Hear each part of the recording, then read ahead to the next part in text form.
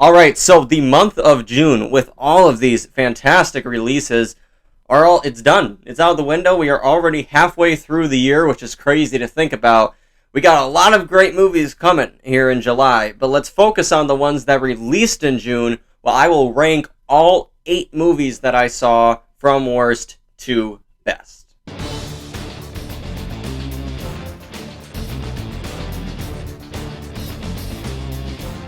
What's going on, everybody, and welcome back to the channel. Hope you guys are doing well. My name is Tyson, and we are here to talk about movies. That's right, we do movie reviews, movie trailer reactions, we cover major movie news, we do movie rankings, we try to do it all here on the channel. If that sounds something that would be interesting to you, please check us out and subscribe. We are on the way to 1,000 subscribers, and I would love to have you guys along for that journey.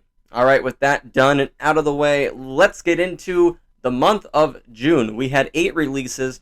There are some movies I were unable to see, and that is The Boogeyman that came out at the beginning of this month, and Asteroid City that came out at the tail end here of the month. Unfortunately, I was missed out on both of those, so they will not be on my list, but mostly the rest of them will. So let's just dive on into it with number 8, and at number 8 is The Flash.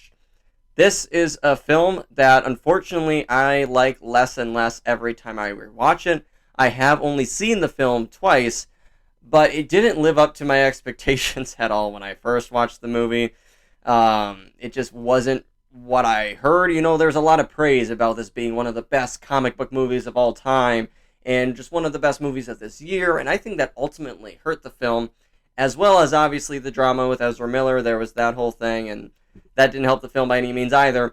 The best part of this film, like I've said, is Michael Keaton's Batman, and I really like Supergirl in here as well, but it just wasn't enough for me to really enjoy this movie, and unfortunately it comes in at the bottom of the list. Coming in at number 7, we have Extraction 2. This is directed by Sam Hargrave and stars Chris Hemsworth. Of course, they met on the Avengers movies because Sam Hargrave used to be their stunt choreographer and did all that second unit directing for films like Avengers Endgame when it came to the stunts. I really wanted to like this film a lot more than I did. It's not like I dislike this film at all. It has amazing action sequences, and the choreography, obviously coming from Sam Hargrave, is going to be phenomenal, which it is. They have a 21-minute, one-take shot, which I thought was done pretty well. However, some of the CGI that they did use in this film got to me, and the story element here wasn't one that I really did resonate with, and I just ultimately didn't really care what actually ended up happening in the movie. There was cool action, but there's really nothing else to this film that I find valuable besides the action. So, comes in near the bottom here at number 7. Coming in at number 6, we have this amazing comedy, The Blackening. This is a film that I saw the trailers for just a couple of months ago, and I was so excited to see this one. And when it came out, I wanted to see it right away, and I did, and I was not disappointed. This film is hilarious, an amazing take on kind of this comedy horror movie that we saw in the early 2000s a lot, and then haven't really seen much since because they haven't been done that well. But this one takes it in a great direction, amazing comedy. You can really feel the connection between these characters, and you end up caring about them and their journey that they have through this film, and that's what makes a good story. That's what makes a good film. So I had a really good time watching this one. I think the whole entire cast was outstanding. They really played off each other very well, which is what you want to have in a comedy. It worked for about 95% of the movie, I would say, and my audience that I saw it with had a phenomenal time. So The Blackening comes in at number 6. All right, coming in at number 5, we have No Hard Feelings, an amazing Jennifer Lawrence comedy. And I was so happy to see her step on into this genre because I can tell from interviews and things like that she is a very comedic person. And in her past roles, she delivers these great one-liners, sometimes dry.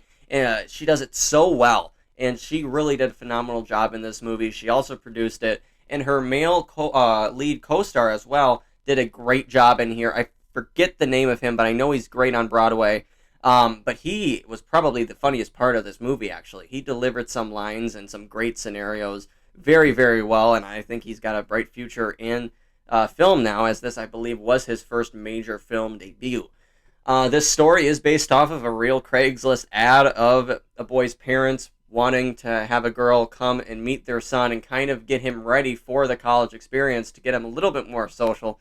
And very funny premise, and they did absolutely deliver on their execution here. And I love it. My audience had a great time watching this one, and it's still in theaters now, so definitely go check this one out. All right, that leaves us with number 4. And coming in at number 4, we have Indiana Jones and the Dial of Destiny. This film I just saw. It's the most recent one on this list that I have seen. And while I did have some major problems with the film, overall, it was still a fun adventure movie for me. Some of the characters in here, like Mads Mikkelsen's villain here, I wanted so much more from him. Mads Mikkelsen is a phenomenal actor.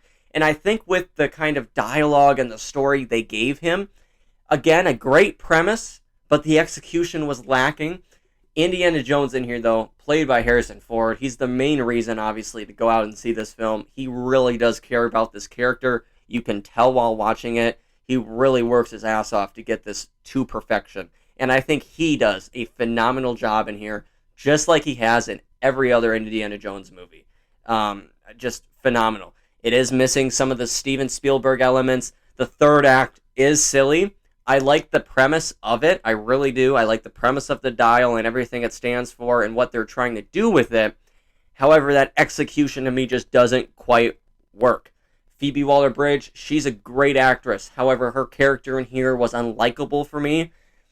They try to get you to like her more at the end, but it's just hard for me to get there. As an audience member, just seeing kind of how rude and mean she is to Indiana Jones. While they have some great banter, ultimately just wasn't a fan of the direction they took her character. But James Mangold in here as the director tries his best. I think he played it a little bit safe with this one. But overall, I still do enjoy it. It's a fun adventure film that the premise is there. The execution's a little lackluster, but Harrison Ford makes this movie and obviously is the main reason for you to go out and see it. And before we get into my top 3 of the month of June, I want to say, let me know your favorite movies of June down below in the comments section. I love reading your guys' lists, so please keep on making them down below. I'd love to check them out. Also, I have a good amount of reviews up on the channel for most of these movies I talked about. I'll leave them in the description, so if you want to get my full thoughts on them, feel free to check those out. All right, with that being said, coming in at number 3 for the month of June is, silly enough, it's Transformers: The Rise of the Beast. I just love this movie. It's fun. It really is. I have a great time watching this one. I've only seen it once, but I liked it a lot more than I thought I was going to. Yes, I think it's also the second best Transformers movie, but I love what they did with the characters here. The human characters of Dominique Fishback and Anthony Ramos I thought were actually great, and they weren't annoying. Optimus Prime, we have a great kind of view of him not liking the humans so much. We get to see that interaction between. Bumblebee is in here, and Mirage, played by Pete Davidson, is the breakout star. Him and Anthony Ramos' character. Absolutely love their dynamic here, and I think it's probably like the funniest banter back and forth that they have in the movie. It's phenomenal. And also you have a great voice cast. Michelle Yeoh is in this movie as well. I think she did fantastic. I think Elijah Koshy was even in this one. I had no idea until a couple days ago that she voiced one of the Transformers in here. And obviously this big reveal at the end of the movie did get me excited for the future of this franchise that they are rebooting now.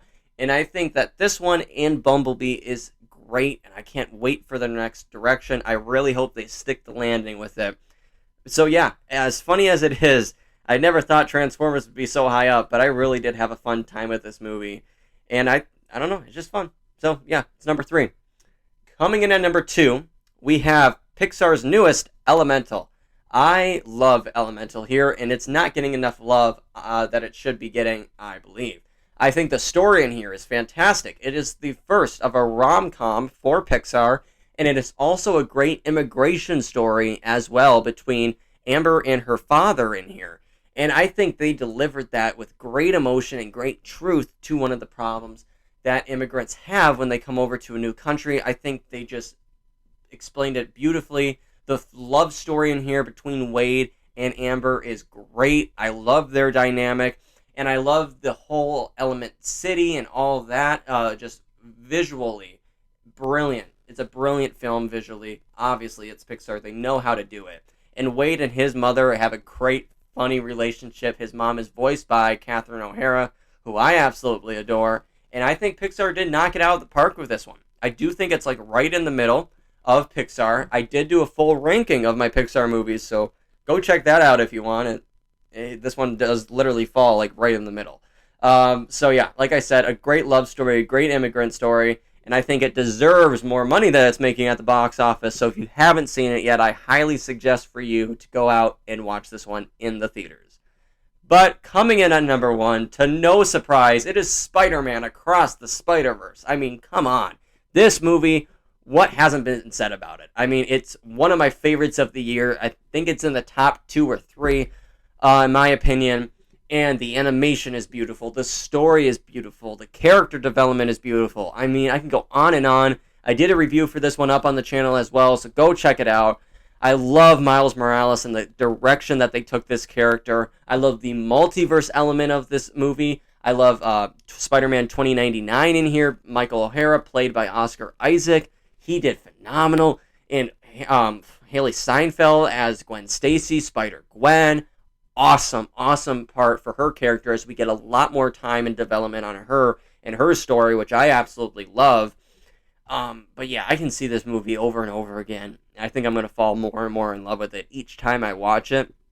If they stick the landing with Beyond the Spider-Verse, it's going to be one of the best trilogies, I think, of all time. If that movie comes out next March, I believe it's scheduled to. I don't think it's going to quite make that. I think they're going to have to bump it a couple months, but hey, it's going to be worth the wait. We're going to see the end of this trilogy soon, and I just absolutely love Across the Spider-Verse, hands down, one of the best movies of the year. And I do think it's going to get a Best Picture nomination at the Academy Awards, and so far it definitely deserves it. All right, with that said, guys, that is my list. That's how I see the month of June. Let me know your thoughts down below. Like I said, I want to know. I love interacting with you guys down there in the comments when you give your own opinions. We have a great month of July ahead of us. Fantastic. Barbie, Oppenheimer, a great double feature. Joyride, going to be one of the best comedies of the year is what I'm hearing. A lot more. I'm super excited for it. So, hey, great to be a movie fan right now. It really is. So, with that being said, guys, until the next one, my name's Tyson Honecker, and I'll catch you on the next one.